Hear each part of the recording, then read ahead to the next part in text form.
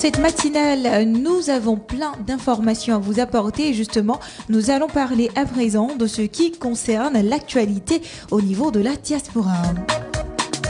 Le Royaume-Uni veut relancer les relations avec l'Union européenne lors d'un sommet de la communauté politique européenne.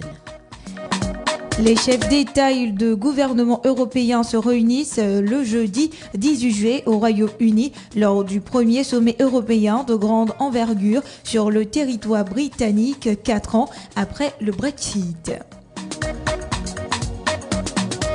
45 chefs d'État et de gouvernement y sont convoqués pour le nouveau Premier ministre britannique Keir Starmer. Ce sommet est l'occasion de renouer des liens avec la communauté européenne et de marquer le retour du Royaume-Uni sur la scène internationale.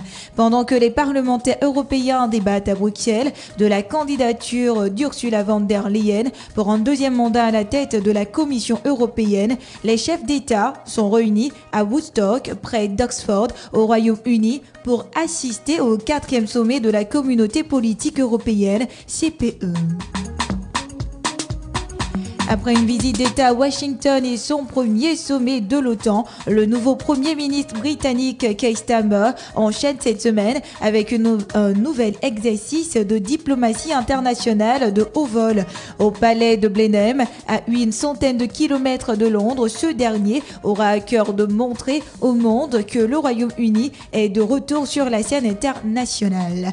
Le chef du gouvernement britannique s'est déjà engagé à établir des liens plus étroits avec l'Union européenne. Le jeudi, Keir Starmer devrait souligner l'engagement et la poursuite du soutien du Royaume-Uni envers l'Ukraine et le président ukrainien Volodymyr Zelensky y est attendu dans la matinée.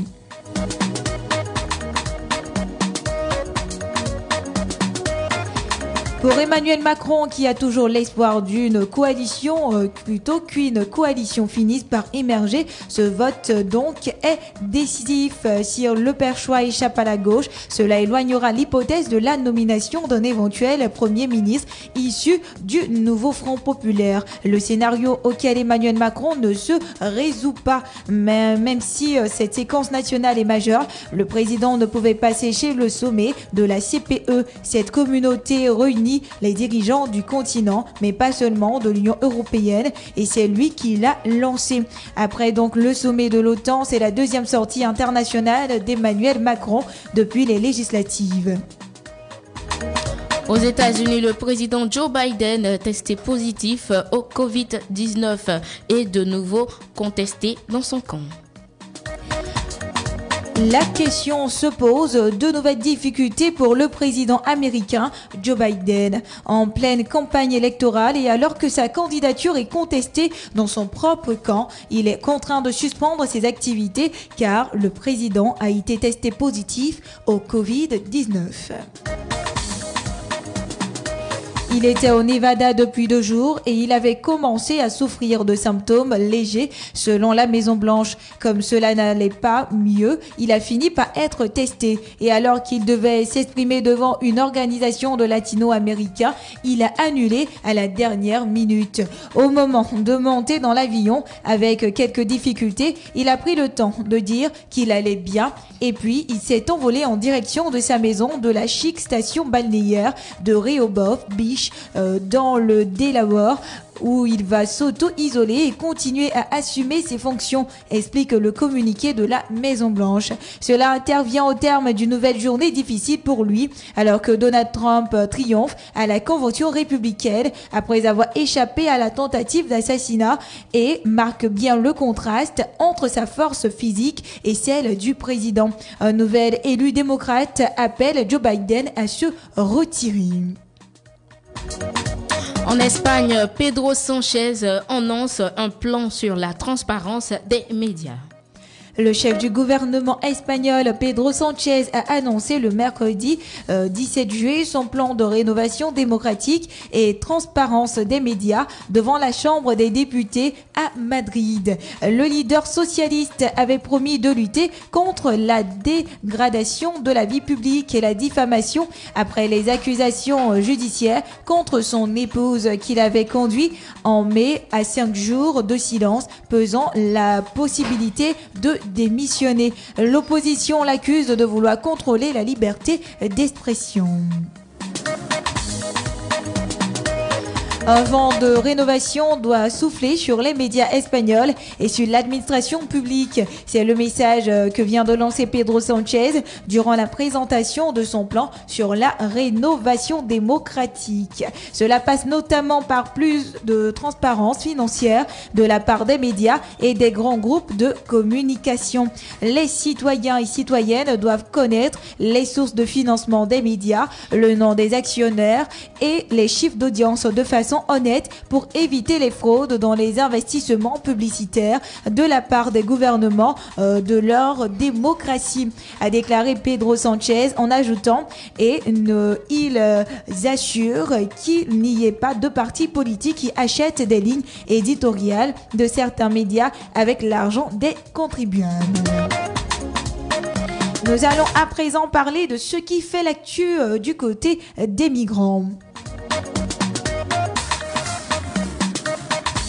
Mais avant cela, nous avons une information urgente à faire passer et il s'agit, je dirais, d'un événement malheureux qui s'est déroulé à Nice. 7 morts dans un incendie probablement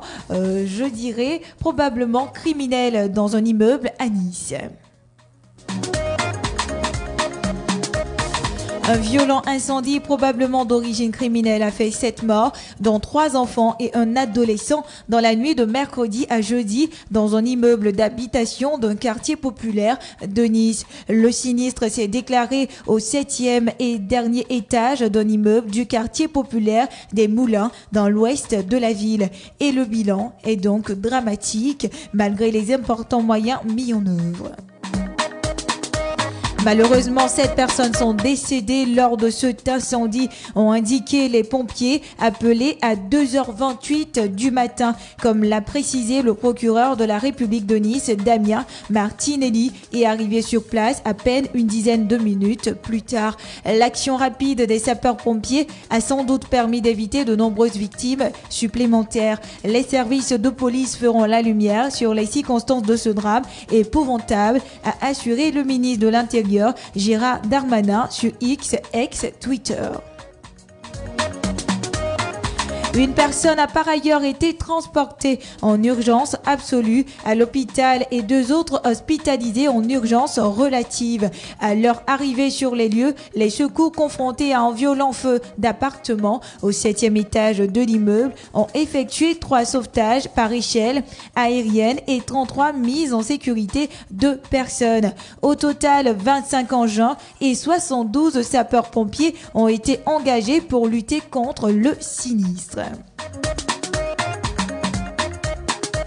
Selon le préfet des Alpes-Maritimes, Hugues Moutou, l'appartement était occupé par une famille manifestement d'origine comorienne. Au moment du sinistre, 10 personnes se trouvaient à l'intérieur, a-t-il précisé. Alors, ils partent sur un incendie criminel, a précisé le procureur de Nice, Damien Martinelli, aux médias venus sur le site du sinistre, en précisant que 3 enfants et un adolescent figuraient parmi les victimes.